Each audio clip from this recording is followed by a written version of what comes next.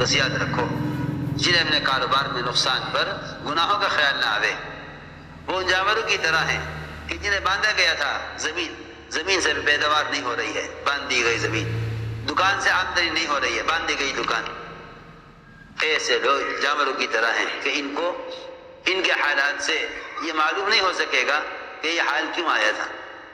تو اس لیے فرمایا کہ جانور کہ وہ نہیں جانتا فیما عقل و فیما ارسل، کہ کیوں باندھا گیا تھا، کیوں کھول دیا گیا، کیوں باندھ دیا گیا، کیوں کھول دیا گیا۔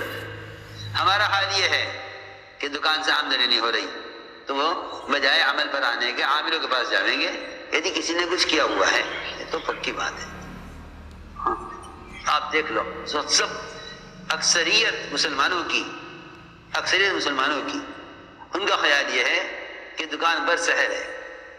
جنہیں اعمال سے کامیابی لینی نہیں آتی وہ بیچارے عملیات سے کامیابی لینا چاہتے ہیں، ورنہ جو قوت آدمی کے اپنے عمل کی ہے وہ کسی عامل کی کہاں ہو سکتی۔ اس زمانے میں مسلمانوں نے اپنے سارے مسائل دو قسم کے لوگوں پر تقسیم کیے ہوئے ہیں، ایک مشائخ اور بزرگوں پر اور دوسرے عاملوں پر۔ اگر کوئی حال آ جائے تو مشائخ کے پاس آ جائیں گے کہ تم عمل کرنے والے ہو، تمہارے عمل اچھے ہیں تو ہمارا یہ مسئلہ حل کرا دو، ہمارا یہ مسئلہ حل کرا دو۔ یہ دوسری قسم وہ ہے عمل نہ کرنے والی کہ جو حالات ان پر ان کے گناہوں کی وجہ سے آئیں گے، یہ ان حالات کا علاج عاملوں سے کرائیں گے۔ میں کوئی عامل بتاؤ، ارے عامل، ایک صاحب میرے سے کہنے لگے کہ آپ کے علم میں کوئی عامل ہے؟ میں نے کہا بھائی میرے علم میں تو آپ ہی عامل ہیں، اگر آپ عمل صحیح کریں گے تو آپ کامیاب ہیں، اگر آپ کے اعمال برے ہیں تو باہر کا عامل کیا کر لے گا؟ یہ حال ہے لوگوں کا کہ وہ عملیات کرنے والوں کو تلاش کرتے ہیں بجائے اس کے کہ اپنے اعمال سے اللہ کو راضی کر کے اللہ کی ذات سے براہ راست فائدے اٹھانا۔ جی مارے پھرتے ہیں۔ دو لوگوں کی قسم کی تلاش ہے مسلمانوں کو جو حالات میں ہیں، ایک عاملوں کی تلاش ہے اور دوسرے اس تلاش میں رہتے ہیں کہ کوئی مستجاب الدعوات مل جاوے جس کی دعا قبول ہوتی ہو۔ ایک صاحب نے پوچھا کہ بھئی آپ کے علم میں ہے کوئی مستجاب الدعوات؟ اس وقت دنیا میں کون ہے وہ شخص جس کی دعائیں اللہ کے یہاں قبول ہوتی ہوں؟ ہاں، اور بعض لوگ تو بتا بھی دیتے ہیں کہ بھئی آج کل دنیا میں فلاں شخص ہے وہ مستجاب الدعوات ہے۔ تو یہ پوچھا کہ بھئی آپ کو معلوم ہے مستجاب الدعوات؟ میں نے کہا بھئی یہ تو مجھے معلوم نہیں۔ میں نے جواب دیا کہ یہ تو مجھے معلوم نہیں دنیا میں مستجاب الدعوات کون ہے، لیکن یہ مجھے معلوم ہے کہ مجیب الدعوات کون ہے، یہ معلوم ہے کہ مجیب الدعوات کون ہے، یہ تو معلوم ہے کہ دعاؤں کا قبول کرنے والا کون ہے، وہ تو معلوم ہے کہ اللہ ہے، لیکن مستجاب الدعوات کون ہے کہ اللہ کس کی دعا قبول کرتے ہیں، یہ تو ہم جانتے ہیں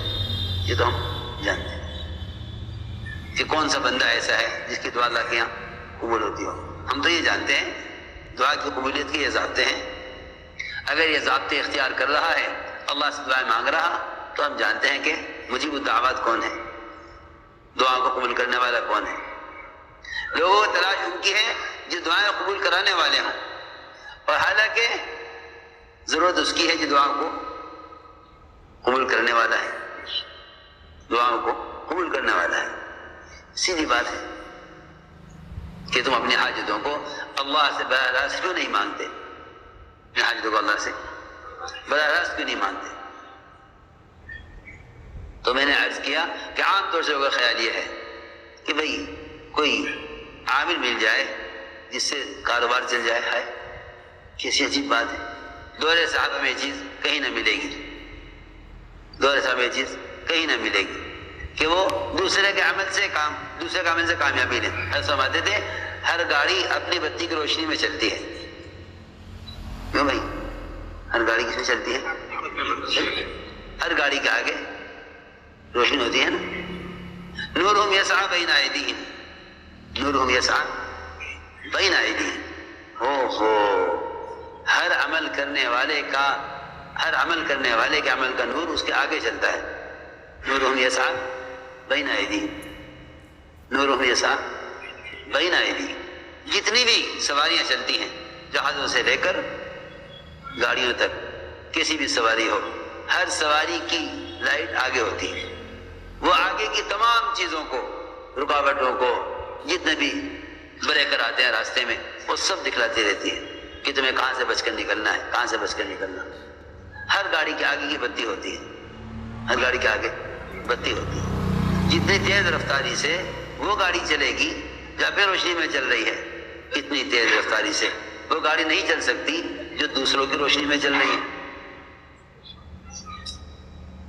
اب سب کا خیال یہ ہے کہ بھئی بزرگوں کے عمل سے، بزرگوں کے اعمال سے اپنے مسائل حل کرواؤ۔ یوں سمجھتے ہیں اللہ والے اس لیے بنائے جاتے ہیں دنیا میں تاکہ عام انسانوں کی حاجتیں پوری ہو جائیں۔ لوگ اپنی حاجتوں کو اولیاء کی کرامتوں سے پورا کرانا چاہتے ہیں۔ حالانکہ اگر ولی کرامت ظاہر ہو رہی ہے تو ولی کی کرامت اس کے عمل، اس کے اپنے عمل کی ہے۔ ولی کی کرامت اس کے اپنے عمل کی ہے، ولی کی کرامت اس کے اپنے عمل کی ہے۔ تم اگر کرو گے عمل تو اللہ تمہارا بھی کرام کرے گا۔ کرامت کیا ہے؟ کرامت کیا ہے؟ لوگوں نے کرامتوں کو کوئی بڑی اونچی چیز سمجھا ہوا ہے۔ کرامت کیا ہے؟ کرامت ہے اللہ تعالیٰ کا اپنے بندے کا اکرام کرنا۔ اللہ بندے کا اکرام کرے کہ شکر نہیں دی، بغیر شکر کے اللہ نے شکر دے دی، وہ گنجے شکر ہو گئے۔ وہ کون ہو گئے؟ گنجے شکر۔ وہ کون ہو گئے؟ گنجے شکر۔ صحیح آئی بات؟ ہاں، گنجے شکر کی کرامت کیا؟ گنجے شکر کی کرامت یہ ہے کہ اللہ تعالیٰ نے اپنے ولی کا اکرام کیا، اللہ نے ولی کا اکرام کیا۔